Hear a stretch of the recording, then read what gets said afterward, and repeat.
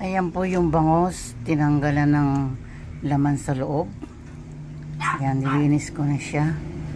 Tapos ngayon lalagyan natin siya ng palaman. Ayan po yung bangos na tanggalan ko na siya, ginisa ko na. Ayan po yung itlog, lalagyan natin siya sa loob ng bangos. Ayan, start na tayo. Ayan po. Ito po, ayan, nalagyan ko na siya ng palaman. Ayan. Anong itlog. Ito pa, dalawa pa. Ayan po, luto ay naayos ko na yung aking ginawang rellenong bangos. Lagay natin siya ng harina. Pipirituhin na natin siya dyan.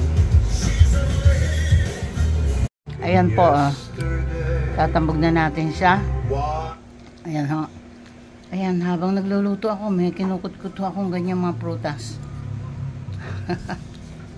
Pinapainit ko lang yung mantika niya. Ayan na po yung ating rellenong bangos. Isa-isa ko lang siyang pinipirito at baka madurog. Mahirap po talaga itong relleno, matrabaho. Pero madaling kainin, mahirap gawin, matagal gawin. Ayan po, luto na, finished product, rellenong bangos. Thank you for watching. Ang hirap. Mahirap gawin, masarap kainin. Ayan po ang ating rellenong bangos. Luto na. Pwede nang kainin.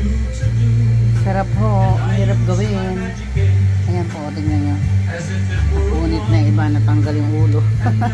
Ang hirap kaya. Ayan, nakagawa ako ng 3. Thank you po for watching. See you next time.